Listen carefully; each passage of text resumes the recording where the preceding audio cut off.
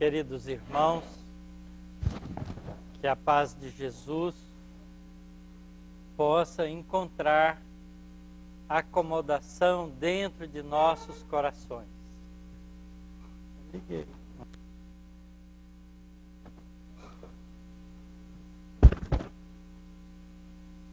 Nós hoje vamos aproveitar essa tarde de companheirismo, de atividades em conjunto, para aprendermos um pouco mais sobre as lições que o mundo espiritual tem trazido para nós desde o momento em que os espíritos resolveram, sob o comando de Jesus, o nosso diretor espiritual, trazer de forma definitiva o conhecimento da realidade espiritual. Nós somos criaturas espirituais, mas nós temos vivido ao longo de nossas encarnações pelo fato de esquecermos, quando nascemos num corpo de carne e osso, que somos realidade espiritual, temos vivido como homens e mulheres que contam com um período de vida biológico da ordem de 50, 40, 60 anos, depende da época em que vivemos. E por isso mesmo, trabalhando pelos interesses da vida material, temos deixado de lado a nossa realidade mais profunda. E se nós estamos aqui hoje, desde vivências muito antigas que nós vamos tocar no tema hoje, é porque Deus, na sua infinita sabedoria, ao criar, e continua criando, porque Deus não criou, Deus cria, é presente, Ele estabeleceu leis sábias que nos ajudam nesse processo de aprimoramento. A lei fundamental da criação divina é a lei de evolução. E é através dessa lei de evolução que nós vamos percorrendo a nossa trajetória e construindo a nossa história. Nós somos criaturas que temos uma propriedade especial, que é aquela de construir memória. Eu me atrevo mesmo a dizer que a propriedade mais importante do princípio inteligente é a capacidade de armazenar informações. Nós vemos isso já na vida mais primitiva, na vida celular, as mais rudimentares. Ela se tornou celular porque foi capaz de agregar, do ponto de vista material, na sua estrutura, moléculas especiais como o DNA, que vai guardando informações. Mas essa é a expressão material da vida, porque a célula se organiza assim, porque o princípio inteligente que precisa utilizar desses recursos no processo da vida material, precisa desses recursos para ir guardando informações numa realidade mais profunda, que através da evolução vai se constituir mais tarde no que nós chamamos de espírito, que somos nós. Então nós vamos construindo ao longo do tempo recursos que vão facilitando a nossa integração com a criação divina. E nós vamos falar isso um pouco nesse esquema de nascer, viver,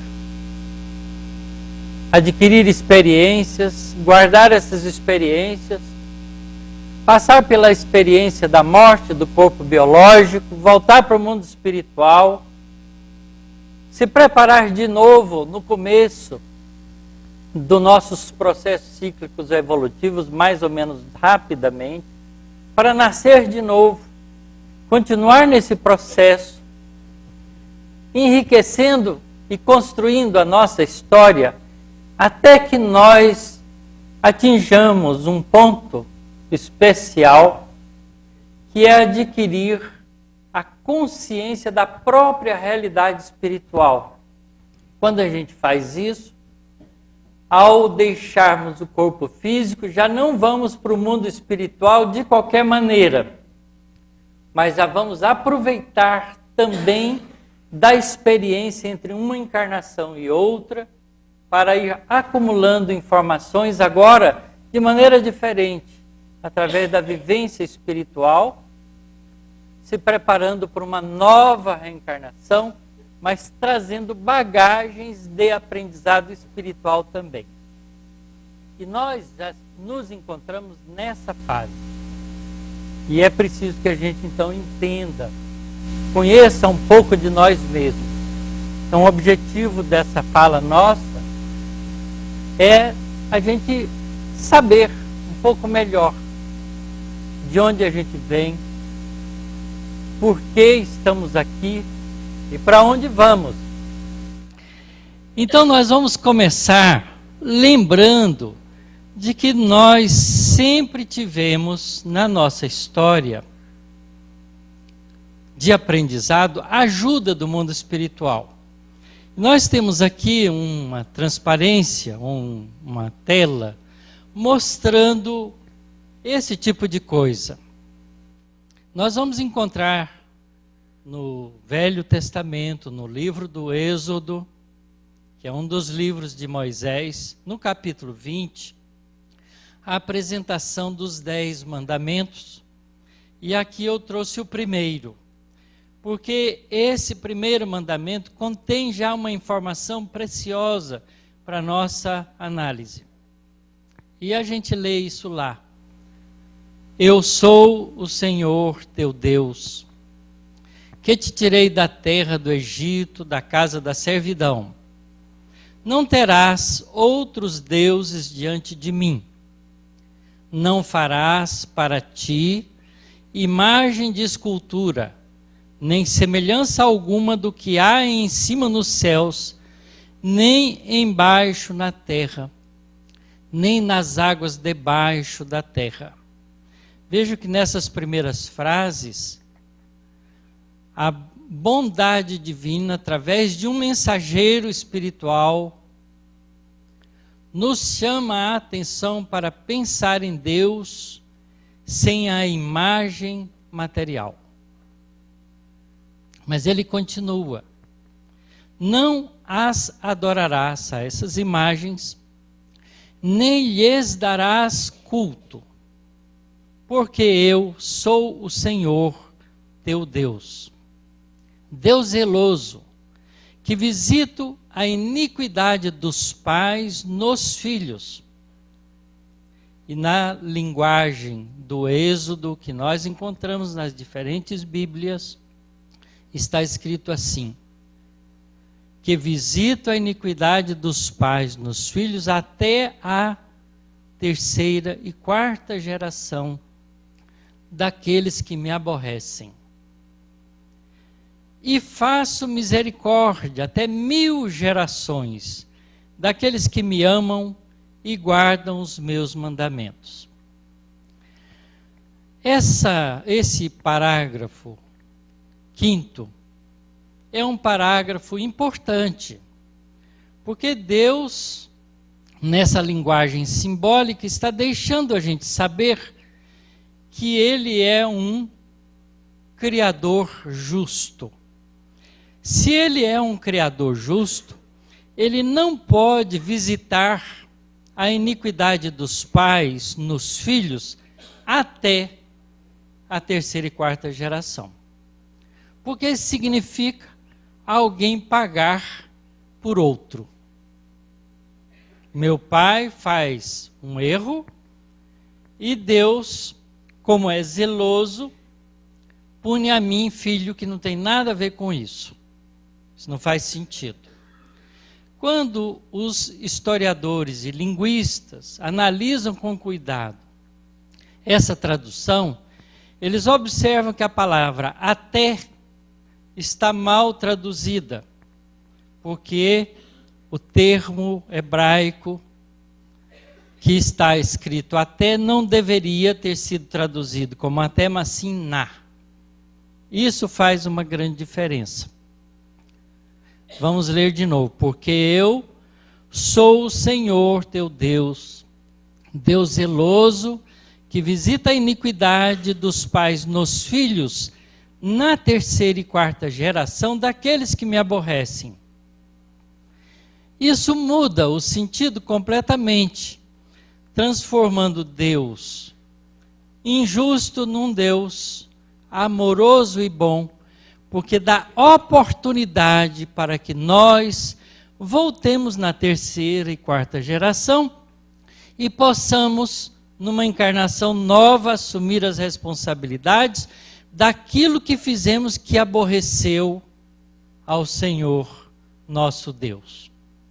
Obviamente que a linguagem aborrecer também é uma péssima tradução, porque Deus, nos criando dentro de um processo de evolução, não se aborrece conosco, como nós não deveríamos nos aborrecer com os erros dos nossos filhos que estão aprendendo.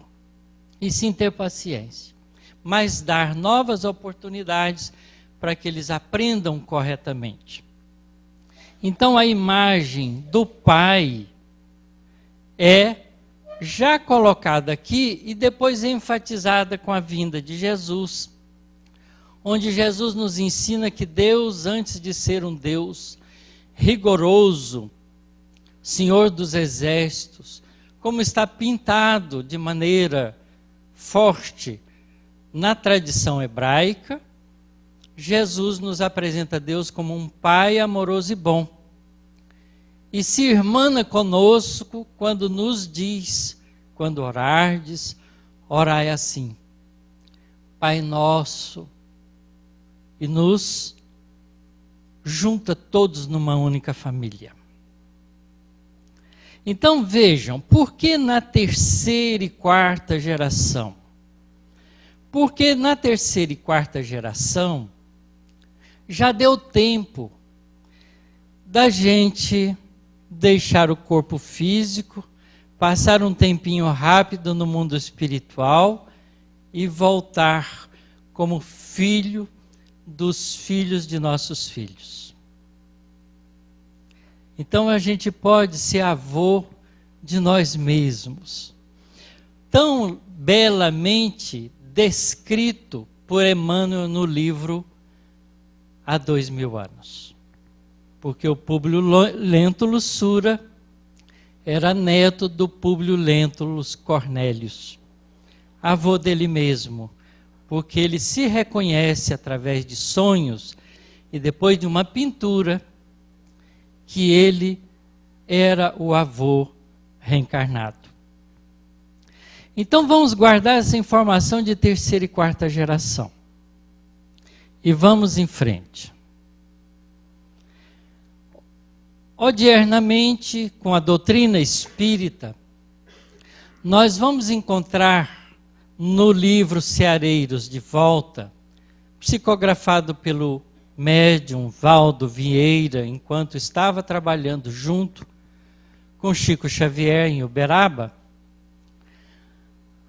Nesse livro ele recebe várias comunicações de espíritas que tinham trabalhado no movimento espírita no Brasil e que então voltam dando comunicações mediúnicas, falando sobre a experiência deles e também sobre a experiência de ter vivido no meio do trabalho de implantação do Espiritismo na Terra.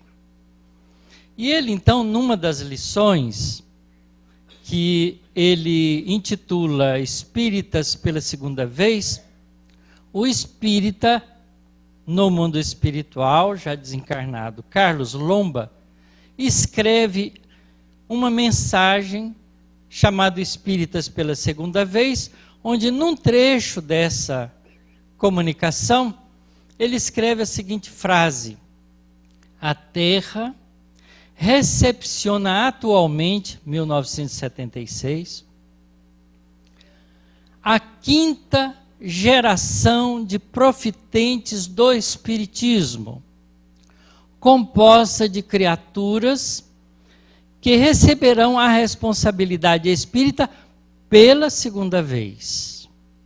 Então, na quinta geração do começo do movimento espírita, 1857 para cá, 1976, pouco mais de 120 anos, quinta geração, espíritas pela segunda vez, isto é, quem foi espírita lá na época de Kardec está renascendo depois de 4 gerações, na quinta, para exercer pela segunda vez o trabalho espírita.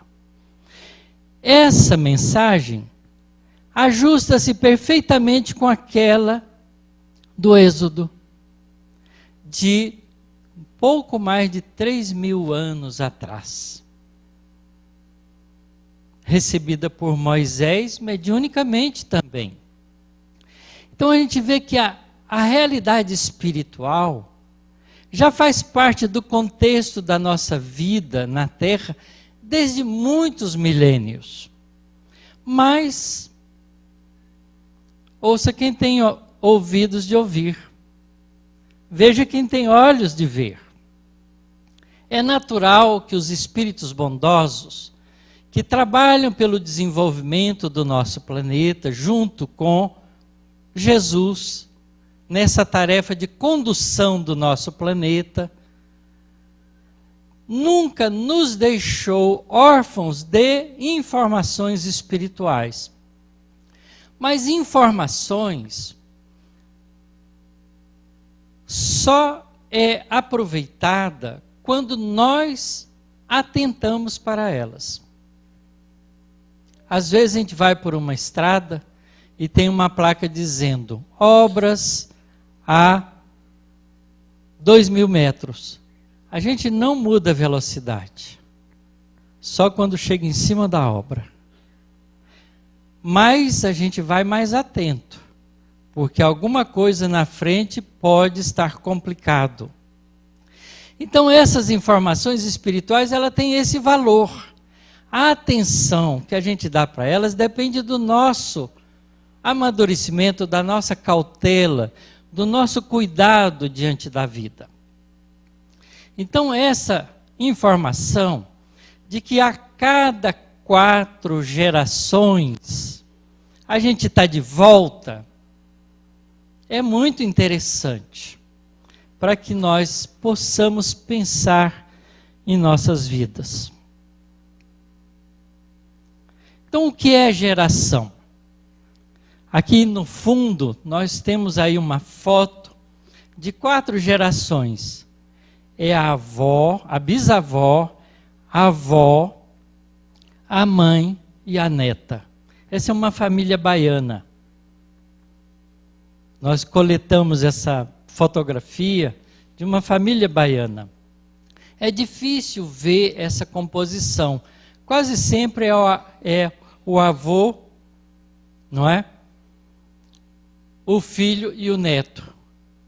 Quando põe um bisavô, a gente então tem 4 gerações. E a gente vê que realmente a gente pode, não é? Esta aqui, por exemplo, ter sido uma irmã dessa bisavó. Que provavelmente ela durou mais do que os irmãos, que é muito comum acontecer.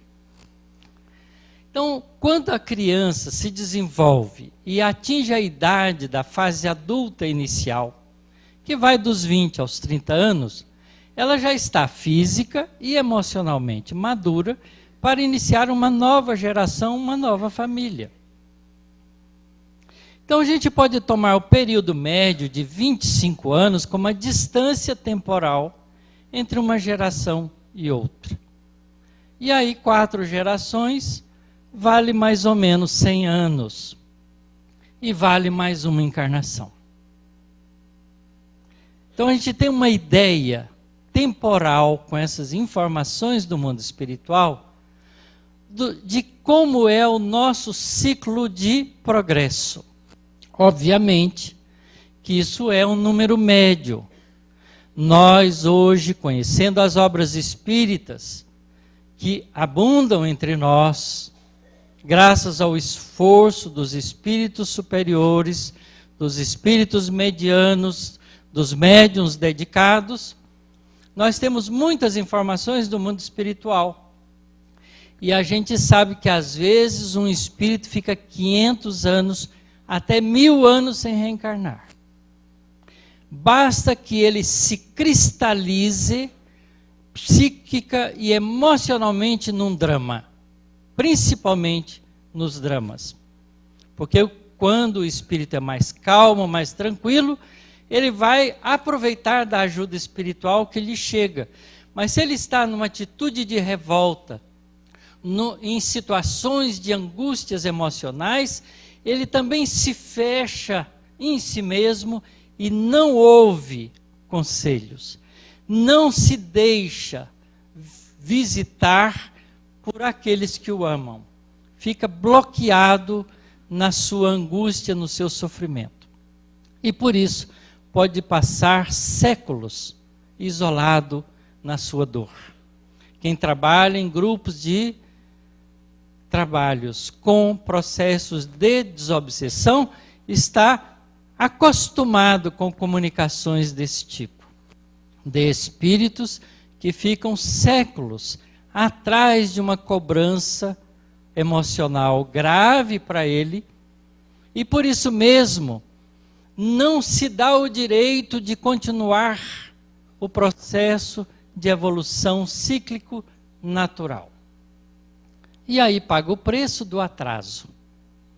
Porque, obviamente, enquanto ele está assim, aqueles companheiros que não estão assim continuam progredindo e ele fica para trás. Então isso faz parte também do processo da vida, graças a uma das leis corolárias da lei de evolução, que nos dá o direito da escolha, que é a lei do livre-arbítrio. Obviamente que ao fazermos essa escolha, ela nos traz como responsabilidade o prejuízo que causamos a nós mesmos e, obviamente, a todos aqueles a quem a gente pode prejudicar com esse tipo de atitude. Então, a lei do livre-arbítrio não pode vir sozinha. Ela tem que ter algo controlando esse livre-arbítrio, porque ele não é totalmente livre ainda, porque somos aprendizes. Estamos caminhando e não temos ainda uma consciência muito aguda para fazer escolhas adequadas. Então precisamos de ajuda. E aí então vem a lei de causa e efeito, como outra lei corolária, ao lado da lei do livre-arbítrio, como as duas propulsoras do processo de evolução. E a gente vai encontrando nessa beleza dessas leis tão precisas e tão adequadas, como a inteligência suprema é suprema. Não é porque a gente duvida de Deus. Todos nós acreditamos em Deus até certo ponto. E fazemos de Deus quase que o nosso empregado. Não é? E aí devolvemos a Deus todos os problemas que a gente não quer resolver ou não quer enfrentar de frente. Quando a gente tem um filho que dá muito trabalho, a gente, principalmente nós os espíritos, fala, olha, afinal de contas, ele é filho de Deus, antes de ser meu filho. Então eu não dou conta dele. Deus, toma conta. Como se Deus tivesse enganado de endereço em colocá-lo na nossa casa. Não é? Mas é assim mesmo, a gente aprende a convivência mais educada e mais admiradora com Deus, à medida que nós vamos também aumentando a nossa capacidade de compreensão das belezas da criação divina. Então vamos falar um pouco sobre números de encarnações. Vocês veem aí no fundo dessas transparências colocadas, tem sempre alguma imagem sugestiva. Aí nós vamos ver 3 imagens do homem de Neandertal, com uma lança na mão. Éramos nós. O Homo sapiens, um pouco embaixo, são 2 companheiros, com lanças na mão também, com caça, também éramos nós. E aí o nosso planetinha, num símbolo de movimento, que nós vamos usar daqui um pouquinho. Se nós pensarmos nas descobertas históricas que o ser humano tem feito, nós vamos ver, com os processos de medidas de tempo arqueológico, que o homem de Neandertal, quer dizer, aquela espécie que foi encontrada à beira de um rio chamado Neander, na Alemanha, por isso Neandertal vem daí, não é? Foi encontrado numa das grutas ali próximo um esqueleto petrificado de um homem bruto de muito tempo atrás, e com processos de datação utilizando métodos físicos, descobriu-se que ele tinha já uma idade bastante avançada. Outros neandertais foram descobertos em outros lugares, e o mais antigo foi descoberto há 400 mil anos atrás. Curiosamente, os mais novos foram identificados terem vivido há 30 mil anos atrás. Então, essa espécie de Homo neanderthalensis sapiens, que é assim que ele é classificado pelos antropologistas, arqueologistas, ele é um nosso ancestral que conseguiu viver da ordem de 400 mil anos. E há 30 mil anos atrás ainda vivia em grutas, em locais onde deixaram as suas marcas com pinturas rupestres e outras coisas, com utensílios que eles faziam, com processos de vida que ficaram guardados no seio da nossa terra, dentro de grutas e cavernas, porque nessa fase eles não sabiam construir casa. Então usava a casa natural que a natureza oferecia para eles. Obviamente que éramos nós. E também o Homo sapiens, que é uma outra espécie de Homo, que tem diferenças estruturais, esqueléticas, de compleição, que está muito bem caracterizado pelos estudiosos, que foram encontrados pela primeira vez da ordem de 190 mil anos atrás. E que vieram até nós, porque os neandertalenses foram extintos e continuaram o Homo sapiens sapiens. Sabe 2 vezes. Nós, ignorantes como somos, nos demos o nome de Homo sapiens sapiens. Muito bem. Então, a gente vê aqui que nós convivemos nesse período, várias encarnações nossas, não é? E muito provavelmente o homem de Neandertal e o Homo sapiens já eram dotados da razão, porque eles duraram tempo suficiente para deixar história, não só arqueológica, mas histórias construídas por eles, através de enfeites, de instrumentos, de vida social, que eles já tinham alguma, porque eles viviam em grupos de 40, 50 pessoas, não é? Para se protegerem contra a agressividade da natureza em que eles viviam. E viviam atrás de alimento, de caça, de sobrevivência. A função instintiva era muito mais dominante. Mas já há 30 mil anos atrás, alguma arte já estava desenvolvida. Então tem pinturas, tem enfeites que eles faziam de barro endurecido, com furinho no meio, à guisa de fazer um colar ou um enfeite qualquer. Mostrando que há algo de interessante de cultivar o belo ou de cultivar a sua própria aparência já existia e tão bem herdado pelas mulheres de hoje. E dos homens também, não é? Porque isso agora é uma disputa acirrada. Então nós podemos fazer a seguinte pergunta. Cerca de 25 mil anos atrás, onde estávamos? Nós. E aí eu queria lembrar uma coisa para vocês. Por que eu estou perguntando em torno de 25 mil anos? Porque a Terra é um planeta que tem processos cíclicos naturais. O dia e a noite, né, o dia de 24 horas que se repete, é um ciclo natural, que é o ciclo do movimento de rotação da Terra em torno desse eixo azul que está pintado e tem uma setinha indicando o movimento da Terra de 24 horas. Graças a esse movimento de rotação, como a Terra gira também em torno do Sol e completa uma volta em 365 dias e 6 horas, que nós chamamos de ano terrestre, que é o tempo de rotação, né, da Terra, ou de translação da Terra em torno do Sol, a Terra é iluminada pelo Sol, e como ela roda, metade do tempo desse movimento, ela está iluminada pelo Sol.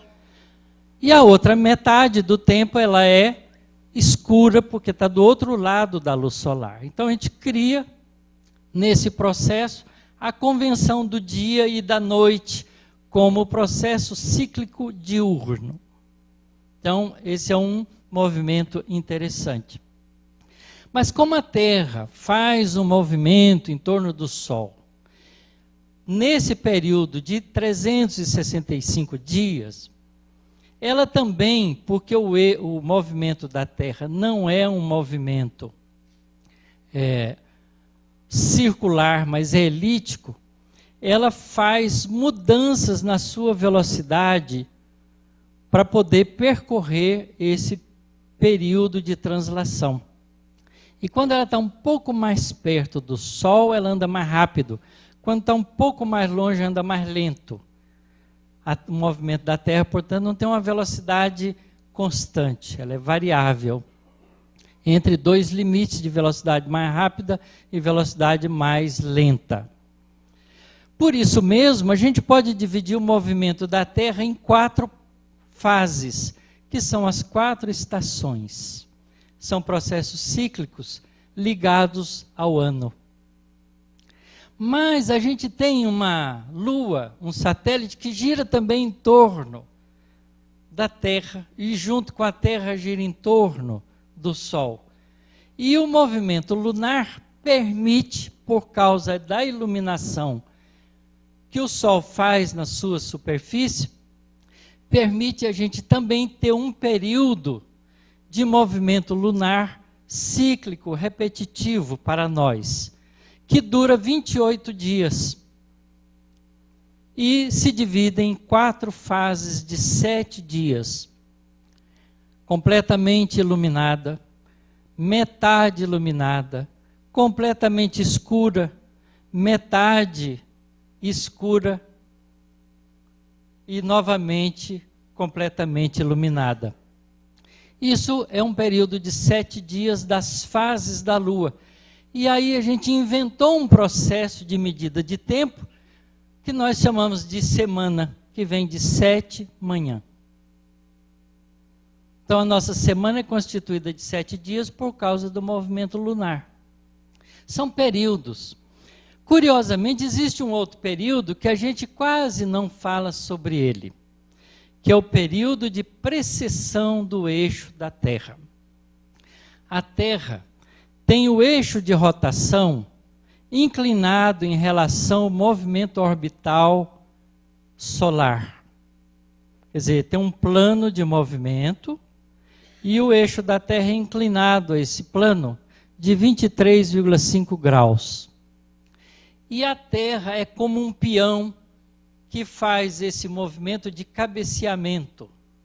Quem era criança, na época que criança jogava peão, né, porque hoje não joga mais, não tem mais chão para jogar peão. É só asfalto e concreto e coisas que tais. Se jogar peão no asfalto, a ponta entra para dentro e estraga logo. Tem que ser na terra. E a gente perdeu o contato com a terra no nosso mundo de 50 anos para cá, chamado mundo civilizado. Mas a gente vê que quando o peão é jogado, ele roda muito depressa, ele fica dormindo. As crianças falam, ele está dormindo.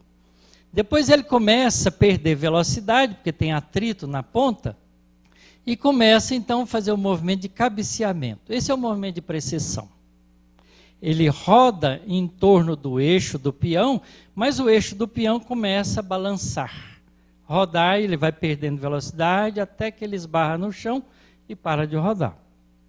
Então a Terra é um peão que não para de fazer precessão, porque ela não para de rodar. Ela roda desde a sua formação, há 4,6 bilhões de anos atrás. Então a Terra tem esse movimento de precessão e ele gasta 26 mil anos para dar uma volta. 13 mil anos para fazer meia volta. Então, olha, 13 mil anos atrás, o eixo da Terra não apontava para a estrela polar, apontava para a Vega. Então, a estrela polar, ela é temporária, como polo, indicação do Polo Norte. Mas vai saindo devagarzinho. Há 5 mil anos atrás, quando os egípcios fizeram as pirâmides, eles orientaram as pirâmides de acordo com a estrela que eles viam no Polo Norte, e que hoje está um pouco separado já. E elas estão alinhadas, as três. As três pirâmides mais famosas estão alinhadas com essa observação astronômica. Então, esse período é um período importante no processo da vida espiritual. Há 25 ou 26 mil anos atrás, nós estávamos vivendo ainda, deixando de ser neandertalenses para ser só homo sapiens, e vivendo ainda a época bruta do homem, que estava desabrochando para as coisas do sentimento. Era muito instintivo, mas estava desabrochando para as coisas do sentimento. Começando a fazer grupos um pouco maiores, já desenvolvendo o começo dos processos familiares, de grupos familiares, de grupos com alguma afinidade. Então, se a gente tomar 100 anos como o período entre uma encarnação e outra, não é 25 mil anos dividido por 100, dá 250 encarnações atrás. Isso é muito bom para nós. Primeiro, porque tira da nossa cabeça a ideia errônea que muitos espíritas têm, não é, que teve poucas encarnações. Eu já encontrei algumas pessoas que conhecem, já militam um pouco na doutrina espírita, a gente pergunta, quantas encarnações você acha que teve? Ah, sei lá, umas 10 no máximo. Não é? E quantas você acha que vai ter? Ah, 3 está bom demais. Então ele quer em 13 encarnações fazer a transição de espírito de um mundo de prova e expiação, cheio de atraso, e ir para o céu da angelitude em 13 encarnações. É impossível. Então, 250 encarnações atrás, nós éramos os homens brutos começando a despertar os valores do sentimento, para uma realidade nova. Que depois de 13 mil anos, meio ciclo do processo de precessão da Terra, nós começávamos a construir os primeiros agrupamentos que deram origem ao que nós chamamos hoje de civilização, cerca de 13 mil anos atrás. A nossa história começa 10 mil anos atrás, história documentada já com algumas coisas. A linguagem, nós fomos aproveitá-la já de 6, 7 mil anos atrás. A primeira cidade construída, historicamente descoberta, tem 8.500 anos mais ou menos. É a velhíssima Jericó. Mas não é Jericó de hoje. É aquela que era feita só de pedra e morava da ordem de 500 pessoas. Era uma cidade de 500 pessoas. Primeiras cidades descobertas. Então era essa época mais ou menos que a gente estava vivendo. Mas como a gente já tinha desenvolvido um pouco da estrutura de sentimento, o conceito de certo e errado já estava mais ou menos embutido rudimentarmente em nós. A nossa primeira expressão social já tinha compromissos do indivíduo com o agrupamento. Isso então cria aquilo que a gente chama de noção moral. Portanto, a gente já estava apto a deixar o mundo primitivo e começar o mundo de provas e expiações.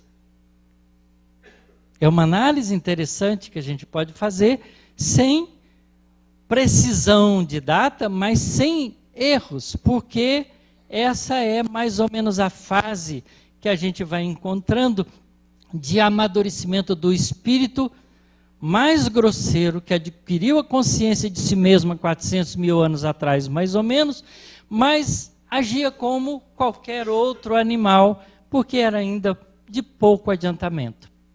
E vem então vivendo e construindo através de múltiplas experiências os recursos para, depois de vários e vários milênios, adquirir a realidade de uma responsabilidade familiar e depois coletiva, trazendo então os primeiros conceitos de civilização.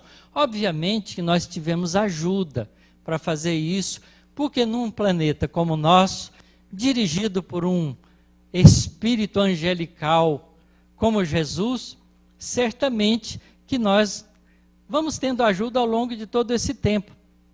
E tivemos visitas de habitantes de outros sistemas planetários trazidos para cá. Provavelmente, os exilados de Capela devem ter vindo para a Terra mais ou menos nesse período de 13 mil anos atrás. Talvez um pouco mais, talvez um pouco menos, isso não importa. Mas é decisiva a presença deles entre nós, porque a partir daí há um pulso de desenvolvimento coletivo importante, porque aproveitamos da experiência desses espíritos mais adiantados intelectualmente do que nós, mas que por razões morais teve que abandonar o sistema planetário Capela, porque já estavam atrapalhando o desenvolvimento daquele sistema, foram trazidos em um grupo enorme de espíritos para cá, aos milhões, como diz Emmanuel no livro A Caminho da Luz. Capela é um outro sistema planetário. É uma estrela que está na constelação do Cocheiro, a 41 anos-luz de nós. Isto é, se nós formos capazes de pegar um raio luminoso, grudar num deles e ir junto com eles, com a velocidade que ele viaja, a gente viaja com a velocidade da luz, 300 mil quilômetros em cada segundo, e em 41 anos a gente atinge a estrela de Capela, que é pertinho de nós.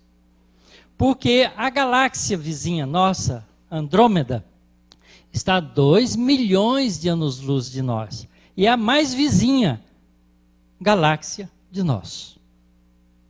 Imagine o tamanho desse universo, obra da inteligência suprema. Então é muito interessante que a gente também junte a essas informações o fato de que há uma solidariedade nas comunidades espirituais planetárias do universo como um todo. Que Deus não nos criou sozinhos. Que criou antes de nós outros, e depois de nós outros ainda, e continua criando. Há estrelas em formação, há sistemas planetários em formação. Então a vida, não é? A criação é exuberante no universo. Então nós podemos dizer que talvez de 26 mil anos atrás, ou cerca de 13, 15 mil anos atrás, representa o fim do mundo primitivo, ciclo da Terra, e começa o mundo de regeneração, o mundo de expiações e provas na Terra. Porque nós, os espíritos desenvolvidos na Terra, ganhamos a qualidade do sentimento de grupo. Com consciência de si próprio, mas ganhamos uma coisa nova, que é melhor viver em grupo que em separado. Então o que dói em você, dói em mim também. Então o que é bom para você, é bom para mim. O que é ruim para você, é ruim para mim. O conceito de bem e mal nasce daí. Então vejam, em 250 encarnações, contando só essas últimas de lá para cá, esquecendo do período neandertalense e do Homo sapiens mais lá para trás, né, porque essas reencarnações estão muito esquecidas, pegando só as 250 encarnações para cá, de 25 mil anos para cá, quantos pais, quantas mães, quantos irmãos, quantos amigos, quantos inimigos nós construímos? Pelo menos 250 pai e 250 mãe. Não é? Porque aí é um por um, tudo bem. Mas quantos irmãos? Vários. Quantos colegas, companheiros, amigos, representantes no grupo que participavam com a gente? Muitos. Então nós viemos, através desses ciclos reencarnatórios, construindo nós numa teia reencarnatória importante.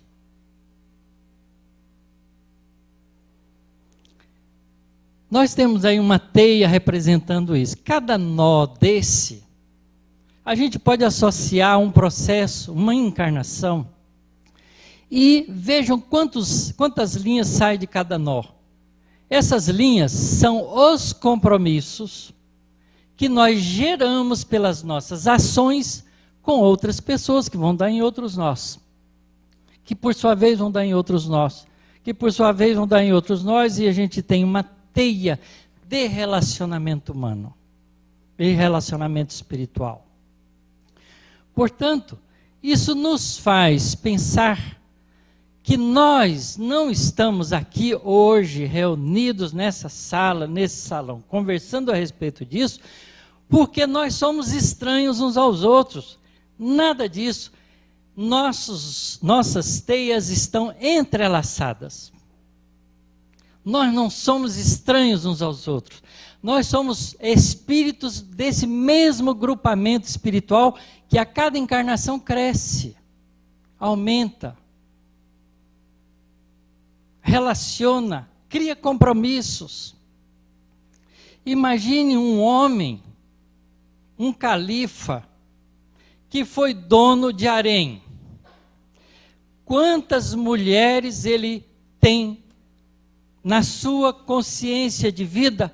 Relacionamentos. Depois, às vezes, ele, numa encarnação, tem 7 filhas, 8 filhas, fica achando ruim. São elas que voltam para receber de novo, mas de uma forma diferente, o amor correto que deveria ter sido dado.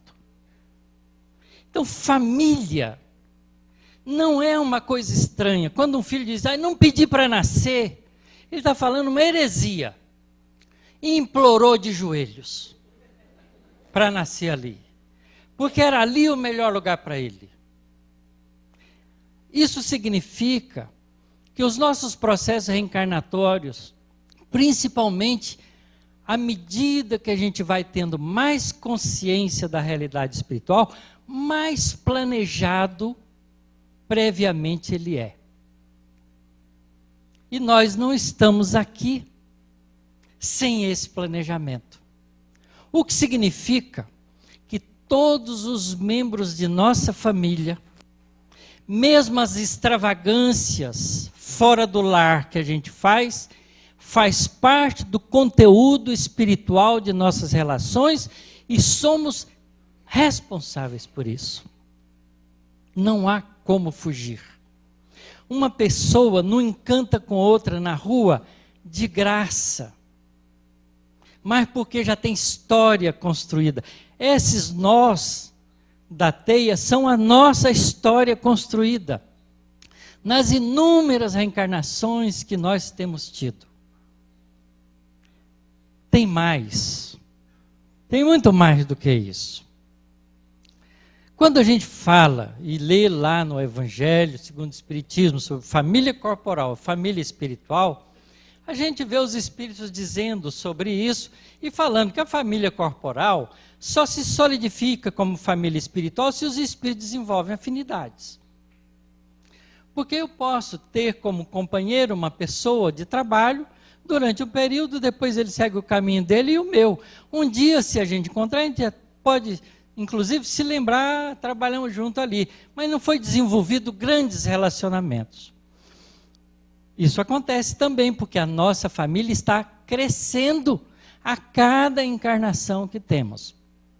Então, dentro dessa teia espiritual, a família corporal é formada através da reencarnação de espíritos que precisam se reajustarem entre si, e a família espiritual vai sendo composta pelos espíritos que desenvolvem amizades e afinidades em conjunto. Então nós temos aquilo que construímos para nós. Não é culpa de Deus ter nos dado um filho complicado, ou uma mulher complicada, ou um marido complicado, ou uma sogra complicada, ou um sogro complicado, nada, ou um genro, ou um cunhado, e assim por diante. São todos membros da mesma família espiritual em reajuste.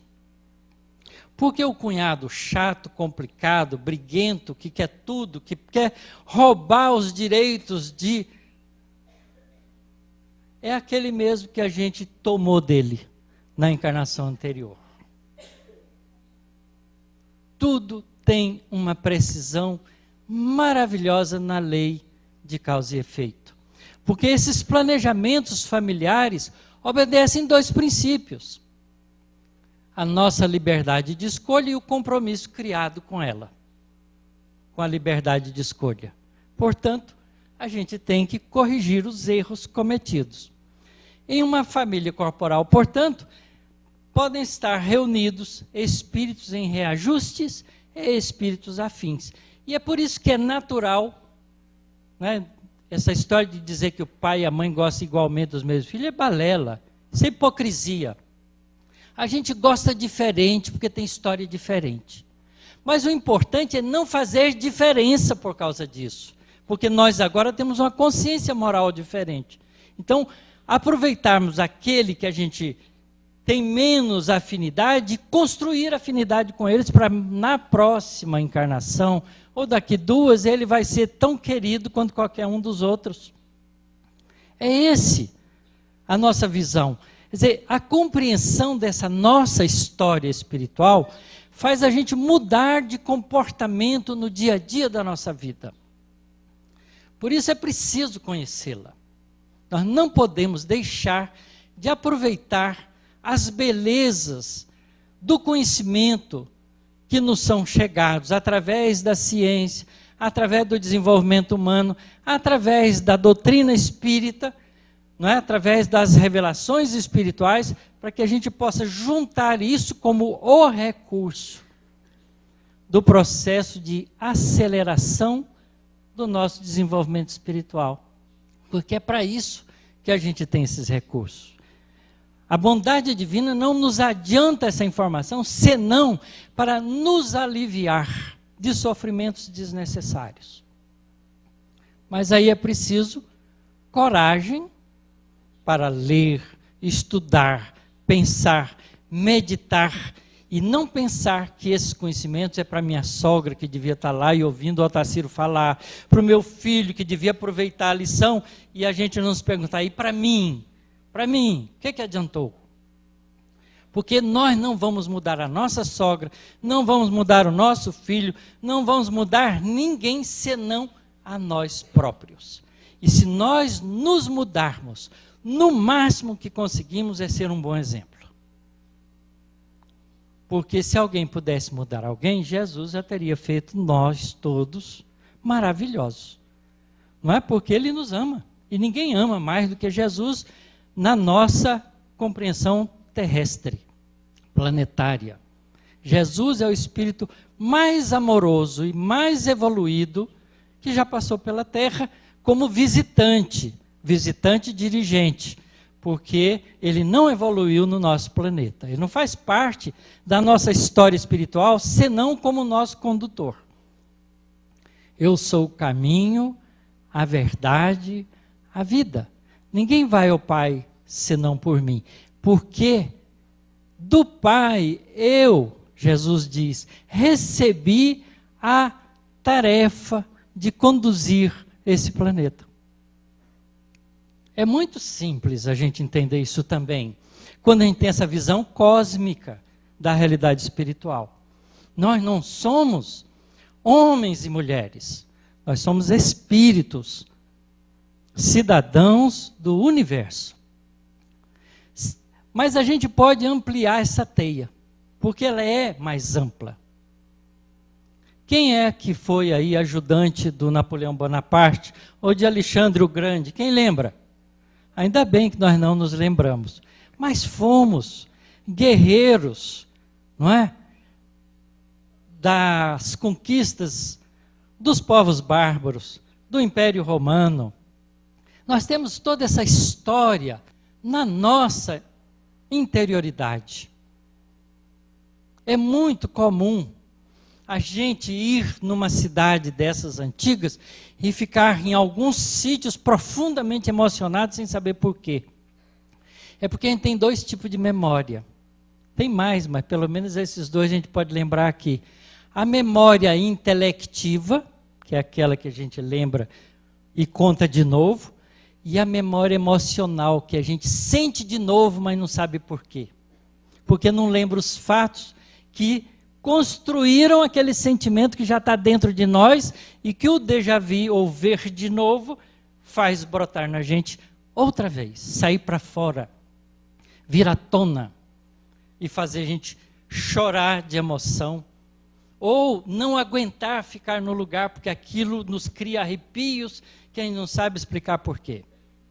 É a nossa história que está dentro, escondida dentro de nós. Então, se pensarmos assim, nesse número de relacionamentos diversos que a gente teve ao longo dessas últimas 250 encarnações, porque as outras já estão prescritas, né? A gente vai ver que a gente também fez composição de diferentes comunidades e grupos étnicos que constituem os povos e nações. Então tem algum povo que a gente não gosta muito, né? Todos nós temos povo que a gente não gosta muito, às vezes sem visitar, mas não tolero esse tipo de gente. Né? A gente fala isso com a gente mesmo. Por quê? Porque foi inimigos, guerreiros antes, em outras existências. Tem mágoas marcadas, não resolvidas, porque nós não somos de perdoar ainda, que ainda mexe com o nosso interior, nos deixa em dissabores. Por isso, nós também não nascemos no lugar errado. Às vezes a gente fala assim, não sei porque que eu vim parar nessa cidade. Nunca pensei em vir para cá e a vida me amarrou aqui. Não gosto desse lugar, mas sou obrigado a viver aqui. Porque tem histórias espirituais de compromisso naquele lugar. Então o que regula a formação dos agrupamentos é também a lei de amor e a lei de causa e efeito. A lei de amor que une os que já estão afins. E a lei de causa e efeito que junta aqueles que têm compromissos juntos. Somos nós, é a nossa história. Não há como fugir disso, é a nossa realidade. Não cai uma folha de uma árvore sem que Deus saiba. Essa é a frase de Jesus. Tem ele uma frase complementar dessa: até o cabelo de vossas cabeças estão contados. Quer dizer, deu menos trabalho meu, né? Tem gente que dá mais trabalho, mais cabeludo. Mas é assim mesmo, porque a justiça divina não pode cometer injustiças de qualquer espécie. De qualquer espécie. Porque Deus é amor. Ninguém vai sofrer porque não merece aquilo. Pode até sofrer porque quer sofrer aquilo. Isso é uma decisão de livre-arbítrio. Às vezes um espírito melhor, que já está bem no mundo espiritual, mas tem alguns que deixou para trás, vem, nasce entre nós, como um sacrifício, sofre a vida difícil da terra para poder erguer um pouco mais aqueles companheiros que ficaram para trás. Leiam Renúncia. E a gente vê uma história linda desse tipo. Próximo ciclo. Onde estamos? Nós estamos no fim do mundo de provas e expiações? Tudo indica que sim. Todas as informações vindas de diferentes lugares atestam isso. Os espíritos, dentro da doutrina espírita, têm insistido amplamente com a época em que nós estamos vivendo, dizendo claramente isso. Que nós já chegamos ao amadurecimento da compreensão espiritual, que desperta em nós com força, para que nós possamos mudar os nossos destinos, não deixar que a lei de causa e efeito que nos trouxe até aqui, seja a responsável pela nossa evolução, mas sim o livre-arbítrio, porque tomamos a decisão nós mesmos, de nos conduzirmos, conhecedores das leis espirituais que nos governam, pelo processo de evolução mais rápida, como fez Paulo de Tarso, quando compreendeu isso. Como fez Maria de Magdala, quando compreendeu isso de Jesus. Quando Zaqueu compreendeu isso de Jesus. Quando qualquer um de nós compreende isso. Passamos a ser os responsáveis pela nossa evolução. Então nós já estamos, uma boa parte dos habitantes da Terra já tem essa noção, já tem essa capacidade de compreender que a felicidade não vem de graça, que nós temos que construí-la pelo nosso próprio esforço. Que temos que ter paciência, viver num mundo solidário, de amor, de entendimento, de compreensão, mesmo que não sejamos capazes de amar, mas queremos fazer isso. Então nós estamos no fim do mundo de provas e expiações. Onde estaremos daqui a 13 mil anos, mais outra metade do ciclo? Quando o eixo da Terra estiver apontando para Vega de novo. Provavelmente no meio do mundo de regeneração. Porque ninguém vai pensar que a regeneração se dá em 10 encarnações. 13 mil anos são 130 encarnações, melhorou. Não é? Possivelmente a gente estará muito melhor. Curiosamente, à medida que a gente evolui, a gente aproveita melhor o tempo na vida espiritual. Muitos, talvez não muitos, mas alguns de nós, ou poucos de nós, e quanto mais melhor, já aproveita a hora de dormir. Se a gente perguntasse o que nós fazemos quando estamos dormindo o nosso corpo, porque só o corpo é que dorme. A cabeça da gente não para, o sentimento também não, o pensamento continua fluindo. E se a gente ganha liberdade do corpo, para onde a gente vai? O que a gente procura durante as 7, 8 horas de sono que a gente tem todos os dias? Analise os sonhos e vai ver de onde veio. Das farras, né? Dos desacertos, das brigas, dos desentendimentos. Sonho é confuso, mas é uma indicação. Tem gente que acorda todo dia de mau humor. O que faz no mundo espiritual para voltar para o corpo de mau humor? Não é? É preciso a gente analisar a gente. Acordar sorrindo, alegre, com vontade de fazer coisa boa, é sinal claro de que a gente veio de uma experiência positiva espiritual enquanto estava dormindo, mesmo que não lembre do sonho.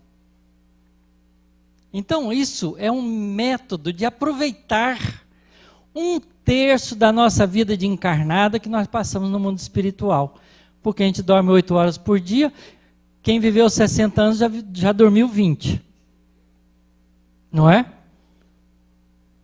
Eu já dormi 22 anos. O que eu fiz nesses 22 anos? Podia ter crescido espiritualmente bastante. Será que aproveitei ou não? Será que temos aproveitado? Quando a gente voltar para o mundo espiritual, porque o nosso corpo vai morrer, a gente vai para onde a gente construiu e constrói no cotidiano da nossa vida. Porque a região espiritual é construída pelas nossas estruturas de pensamento e sentimento. Se a gente vive brigando, se desentendendo com as pessoas, brigando pelas coisas terrenas, vai parar no umbral, não tem dúvida nenhuma, porque lá que é lugar de gente que faz isso. Porque a gente reúne com os grupos espirituais de afinidade conosco. Mas se a gente está trabalhando no bem, fazendo um esforço para ser melhor, tendo paciência, engolindo seco quando as coisas estão difíceis, mas não perdendo a coragem de lutar, a gente vai ser amplamente aproveitado no mundo espiritual, porque precisa de trabalhadores do lado de lá também. Então é uma escolha nossa. Então nós podemos desde já, estar construindo esse mundo de regeneração. Como então devemos viver, nós que já temos esse entendimento espírita? Então aqui eu deixo para vocês uma convocação que os espíritos nos fazem. Convocamos todos para juntos trabalharmos para os 2 aspectos de nossa jornada como encarnados. Melhorarmos a nós mesmos com base na compreensão profunda da doutrina espírita e do Evangelho de Jesus. E divulgarmos esses conhecimentos a todos os nossos irmãos da Terra. Porque essas 2 coisas a gente pode fazer. Todos nós. Como a gente pode divulgar? Com o nosso comportamento, com o nosso exemplo e com a nossa palavra. Com o nosso sentimento. Não é? Sendo capaz de orar pelo mundo.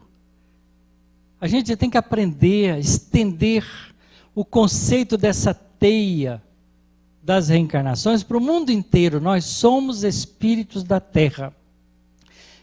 Pouco mais de 20 bilhões de espíritos que vivemos na Terra, constituindo a família espiritual da Terra. E nós podemos fazer algo pela Terra, fazendo algo por nós mesmos. Quando a gente cuida da nossa cidade, é essa cidade mesmo quem vai daqui 3, 4 gerações nascer de novo nela. Porque a nossa história está marcada ali. Então quem destrói a própria cidade vai ter que voltar para reconstruí-la. Então é melhor não destruir. Não é porque da próxima vez a gente vem para plantar um outro jardim.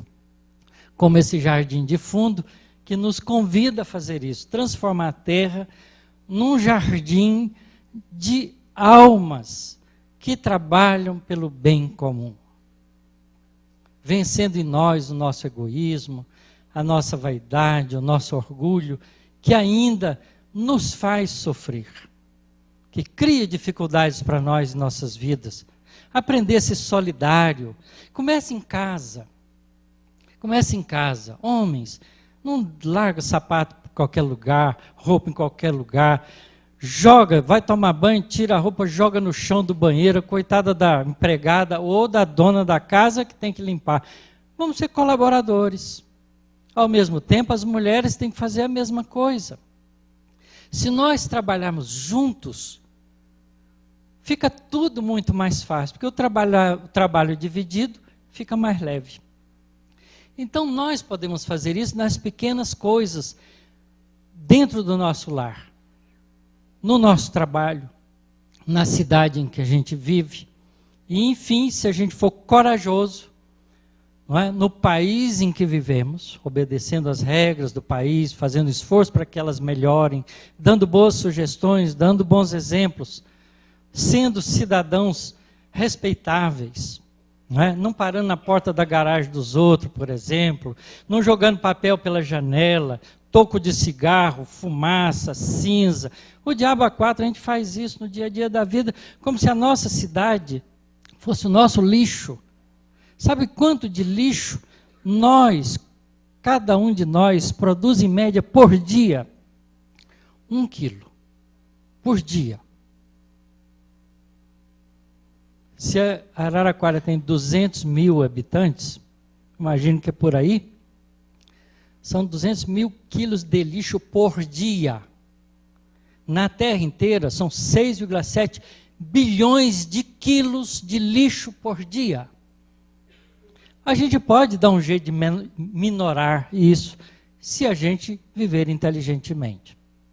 Isso faz parte da construção do novo mundo. Sejamos capazes de ser habitantes de um mundo de regeneração. Que assim seja.